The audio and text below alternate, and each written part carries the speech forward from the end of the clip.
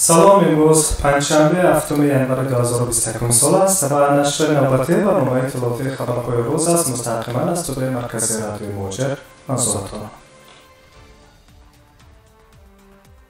خبرها را از تمدید پروازهای چارتری شروع می‌کنیم. شرکت وطنی سالمان ایر در ماه ژانویه سال روان از شهرهای گوناگون روسیه 130 عدد پروازهای چارتری به تاجیکستان انجام خواهد داد.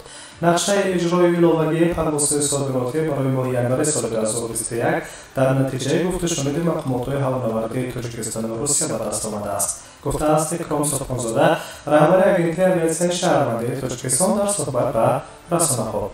پروازهای چارتری صادراتی از روسیه به تاجیکستان مثل پیشتر ادامه دارند. تا آخر ماه ژانویه سالمان ایر بیش از 130 پرواز چارتری را از شهرهای گوناگون روسیه و تاجیکستان انجام می‌دهد.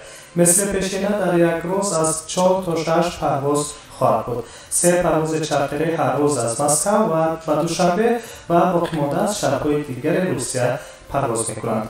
اطلاعات داده است رهبر مقامات هوانوردی تاجیکستان. همچنان مقامات تاکید می‌کنند که از هر یک مسافر داخل هواپیما شهادتنامه عاری بودن از کرونا ویروس که نزدیکتر از 72 ساعت داده شده است طلب کرده می‌شود. کودکان سنی تا 3 ساله است پیشنهاد چنین شهادتنامه طبی را دارند. یادآور می‌شود که شرکت سالمان ایر طبق معلومات وزارت کارهای داخلی وزارت کارهای خارجه جمهوری تاجیکستان پیشتر که رسانه‌ای کرده بود در ماه دکبر سال 2020 اجرای 146 عدد پروازهای صادراتی از روسیه و تاجیکستان را بر عهده داشت. آن زمان نرخ میانه پروازهای چارتری 395 یورو گفته می‌شد. گفته می‌شود که مسافران چپتاهای پروازهای صادراتی را از شهرهای مسکو، سنت پترزبورگ، قزان، اوفا، کراسنودار، یکاترینبورگ، کراسنویارسک، ایرکوتسک، نووسیبیرسک و سورکوت از هزینه‌های چپتافروشی دسترس کرده می‌توانند.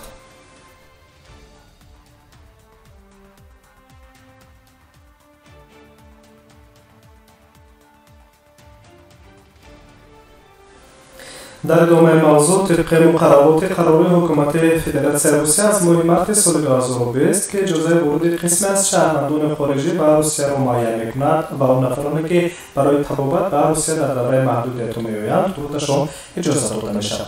حالا میان تاجیکستان و روسیه تنها پروازهای چارتری عمل کرده ایستاده است. از تاجیکستان و روسیه شرکت‌های روسی هوانوردی پروازهای صادراتی را بر عهده دارند. و طبع عیان است اکثریت مهاجران می‌خواهند که برای فعالیت مهنتی حتی به محدودیت‌های جاری نگاه نکرده به هر راه گسسته وارد روسیه شوند. ولنتینا چوپیک عامل حقوق مهاجران در مسکو مسئله مذکور را در صحبت به رادیوی موجر شرح داده گفت که از نقطه نظر قانون آن‌افرادی که حجت‌های قلبکی برای گویا تبابت در روسیه آماده می‌کنند تا اساس برای واردشان به روسیه گردد امکانی به جوابگیری جنایتی کشیدنشان را از احتمال دور نمی‌دارد، چون آنها هم حجت‌های قلبکی دیده و دونسته آماده کردند و هم سرحد روسیه را به طور غیرقانونی عبور کرده به حساب می‌روند. ولنتینا چوپیک همچنین می‌گوید که آن مهاجرانی که می‌خواهند طریق کشور بلاروس وارد روسیه گردند آنها نیز به جوابگیری کشیده می‌شوند و به احتمال زیاد به طور یکعمری از حق ورود به روسیه محروم می‌شوند. یادآور می‌شویم که حرکت منتظم هوایی میان تاجیکستان و روسیه هنوز در بناهای سال 2020 بنا به سریعت همگیری کووید 19 موقتا بسته شده بود. در هر سمت تنها پروازهای صادراتی عمل می‌کنند که این مانع اساسی ورود مهاجران کره تاجیک به روسیه میباشد. حالا از شهرهای دوشنبه، کلوب و خوجند به روسیه هر هفته 3 شرکت هوانوردی روسی پروازهای صادراتی خود چارتری را به راه مانده‌اند.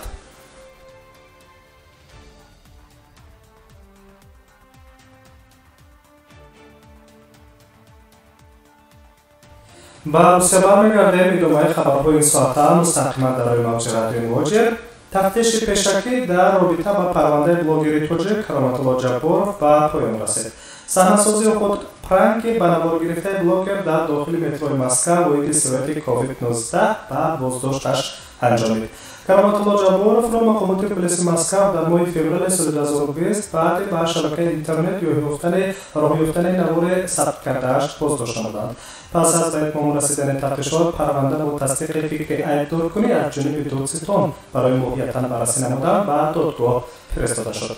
تفتیشات کرامت الله جبار فراد طبق ماده مخصوص کدکس جنایتی فدراسیون روسیه به اوبوشی گروهی با مصلحت پیشکی ادعا کردند که عهدنامه را پروکرور خود دادستان تصدیق نموده است. قسم دوم ماده 213 اوبوشی کدکس جنایتی فدراسیون روسیه پیش بینی می‌کند اوبوشی که در قانون ویران کردن ترتیبات جمعیتی با اظهار احترامی نسبت به جامعه در هیئت گروه با مصلحت پیشکی صادر شده باشد با جریمه به اندازه از 500,000 تا 1 میلیون روبل یا جلب مهنت حتمی به مهلت تا 5 سال یا محروم ساختن از آزادی به مهلت تا 7 سال را جزا در بر میگیرد. راستان از یک مرافع دادگاهی در این سمت آغاز می‌گردد. در این زمان نظر حمایتگر کرامت الله جبارov دسترس نیست. همچنان حالا معلوم نیست که جانب حمایتگر با چه وجه‌ها و یا اساس‌ها سودشونده را در مرافع دادگاهی حمایت می‌کند. قضیه را پیگیری می‌کنیم.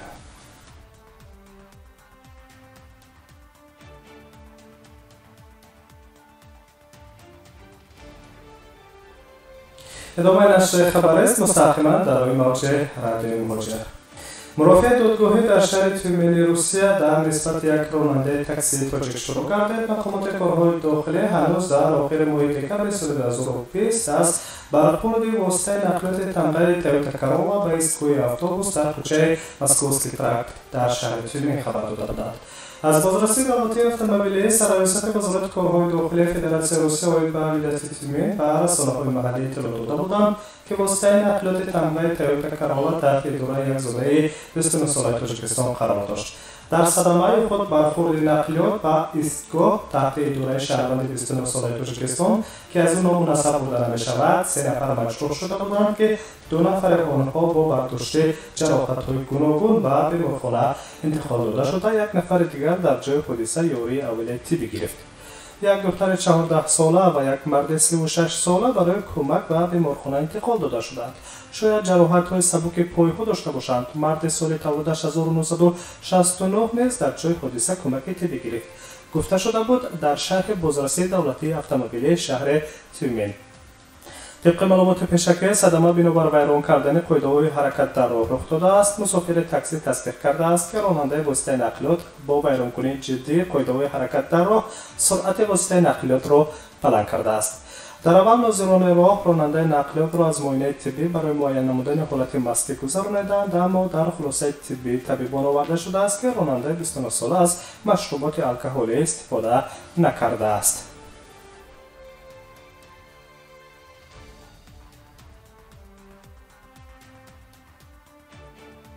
تحولات تازه بود که تو این زمان به دست ما رسیدند و منظورتان ساختیم. سلامت باشید. در ساعت‌های بعد با خبرهای تازه در روی موج رادیو مهاجر.